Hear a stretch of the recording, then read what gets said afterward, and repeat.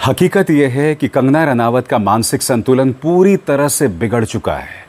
मुझे डर इस बात का है कि वो बीमार हैं, क्योंकि वो अनाप शनाप बातें कर रही हैं। अब उनका ताज़ा बयान आया है जिसके अंदर वो कह रही हैं कि ये जो हिंदू हीरोइंस हैं वो जब इस्लामिक लोगों से संपर्क में आती हैं तो वो कट्टर वामपंथी बन जाती हैं। मैं चाहूँगा आप कंगना का बयान सुने, मगर मुद्दा वो नहीं है। जैसे ही कंगना ने ये बात कही तो उनका एक और बयान वायरल होने लगा। बहुत ज़्यादा पुराना बयान नहीं है, और इस बयान में, इस इंटरव्यू में कंगना एक पाकिस्तानी शौहर, एक पाकिस्तानी दुल्हे की ख्वाहिश जता रही हैं। मैं मजाक नहीं कर रहा हूं दोस्तों। इस प्रोग्राम में आपको अंत तक मेरे साथ रहना पड़ेगा। मैं कंगना की चर्चा इसलिए कर रहा हूं दोस्तों क्योंकि इन्होंने जेन ज़ी को गटर बताया था।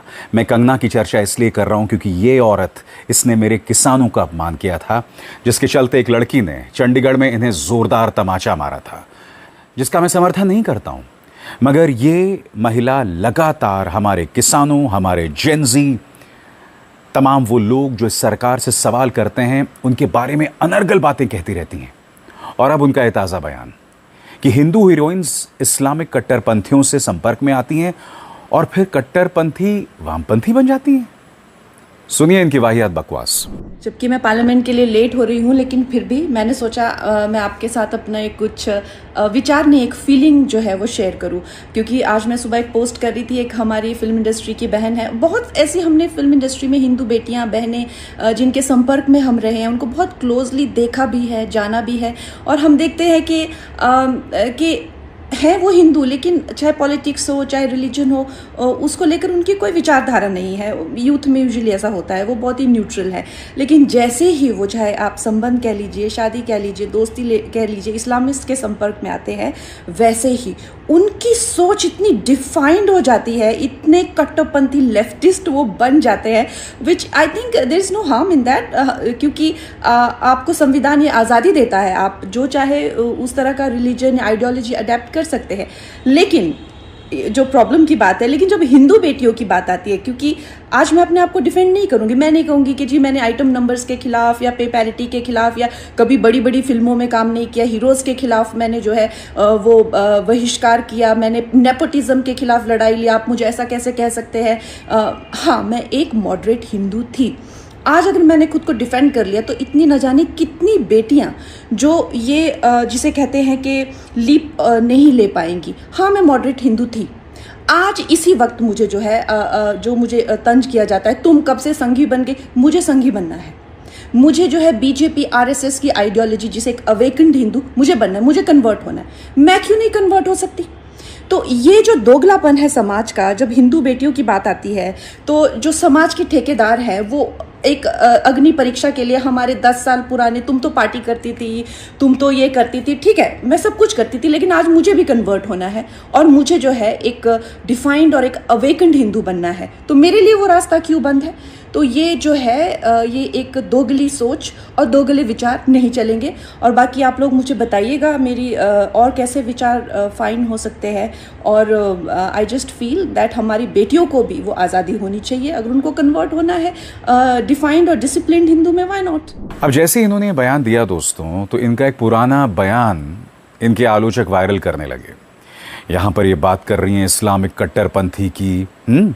और जब से भारतीय जनता पार्टी के संपर्क में आई हैं, इनफैक्ट उससे बहुत पहले से, जब से वो सांसद नहीं बनी, याद कीजिएगा किसान आंदोलन के दौरान भी, कोरोना के दौरान, तब से ये महिला लगातार जहर उगल रही है, सांप्रदायिक तौर पर भड़काऊ बातें कर रही है। याद कीजिएगा जिस वजह से इनका ट्विटर हैंडल उड़ गया था, तब इन्होंने कहा था कि प्रधानमंत्री नरेंद्र मोदी को अपना 2002 गुजरात दंगों वाला रौद्र रूप दिखाना चाहिए।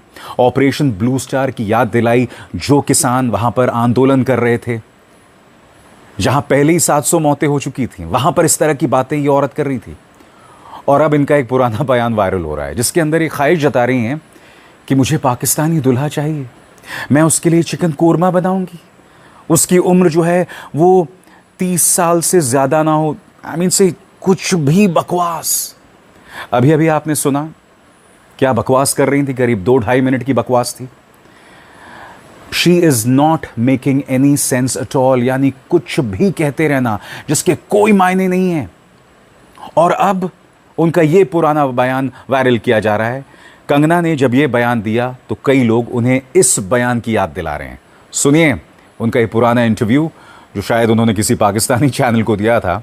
यहाँ पर इन्होंने एक पाकिस्तानी दूल्हे की ख्वाहिश जाहिर की थी। है ना, तो वी एग्रीड ऑन दैट कि लड़का मैं ढूंढ रही हूँ। प्लीज ढूंढ दीजिए मुझे। अच्छा, पाकिस्तान लड़का से कैसा लड़का ढूंढूं, कुछ डिस्क्रिप्शन बताओ। टॉम मैंने बता दिया आपको अर्ली 30s ठीक एंड और अगर मेरे बारे में जानता भी नहीं हो I am fine with that हो बिकॉज नहीं I want to have a very normal life with my guy and I make nice chicken, different curries like chicken korma and chicken makhni and whole Indian food and Mughlai food and idli dosa type चीजें तो नहीं ना, complicated? नहीं I am from north तो ये तो काफी ज्यादा हम हमारे कल्चर में है भी नहीं और हम लोगों ने कभी किसी को बनाते देखा भी नहीं। और अब एक जरूरी संदेश, सच के इस सफर में मेरा साथी बनिए, मेरा चैनल ज्वाइन कीजिए और इनमें से एक विकल्प, एक ऑप्शन चुनिए। शुक्रिया। मैं जानता हूं आपके जहन में क्या होगा। आप ये कह सकते हैं कि भाई ये इनका पुराना बयान है, इंसान बदलता है। मुझे एक बात बताइए, इंसान कैसे बदल जाता है कि एक तरफ आप ये कहें कि मुझे पाकिस्तानी से शादी करनी है और फिर आप अचानक ये कहने लगे कि हमारी हिंदू हीरोइंस जो हैं वो इस्लामिक कट्टरपंथियों से संपर्क में आती हैं और फिर कट्टर वामपंथी बन जाती हैं। कहीं ऐसा तो नहीं है कि आप पहले कट्टर वामपंथी थीं? कहीं ऐसा तो नहीं कि आप कुछ कट्टरपंथी तबकों से संपर्क में थीं? क्या आप अपनी दास्तान तो नहीं बता रही थीं? वैसे तो ये थ्योरी ही पूरी तरह से बकवास है। क्या आप ताना मार रही थीं करीना कपूर पर, जिनकी शादी सैफ अली खान से हुई है? क्या आप ताना मार रही थी उन एक्ट्रेसेस पर जिनकी शादी मुसलमानों से हुई है, या उन हिंदू एक्टर्स पर जिनकी शादी मुसलमान लड़कियों से हुई है? यानी कि कुछ भी कहते रहना। सबसे बड़ी बात दोस्तों, इससे पहले जब उन्होंने किसानों का अपमान किया था और ये तक कहा था कि हमें दोबारा 3 कृषि कानून वापस लाने चाहिए, जिस आंदोलन में 750 किसानों ने अपनी जान गंवा दी थी, उस वक्त भारतीय जनता पार्टी ने इनसे कहा था चुप रहो, बकवास करना बंद करो। मगर इस बार जो इन्होंने जेन जी को गटर जनरेशन बताया, ये तक कहा कि लड़कियां जो हैं वो शराब पीती हैं, ड्रग्स पीती हैं, इस तरह की बातें की, महिलाओं को गाली दी। और फैक्ट ये है, मैं आपको बार बार दिखाता रहा हूं और फिर दिखाऊंगा, ये वो महिला है जिसने खुद कबूल किया था अब से कुछ ही दिनों पहले कि मैंने ड्रग्स लिया था। सुना जाए। जैसे ही मैं घर से भागी, 1.5-2 साल में मैं एक फिल्म स्टार थी, एक ड्रग एडिक्ट थी। मेरी ज़िंदगी में इतने सारे कांड चल रहे थे कि मैं ऐसे लोगों के हाथों में लग चुकी थी कि जहाँ से मुझे शायद मौत ही निकाल सकती थी। ये सब इतना सब डेंजर हो चुका था मेरी लाइफ में जब मैं टीनेजर ही थी अभी। सोच लो मैं कितनी खतरनाक हूँ।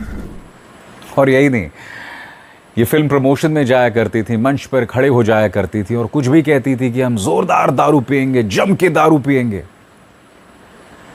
यानी कि जब ये देश एक स्वस्थ लोकतंत्र था, जब आप मजाक में बहुत कुछ कह सकते थे, तब आपने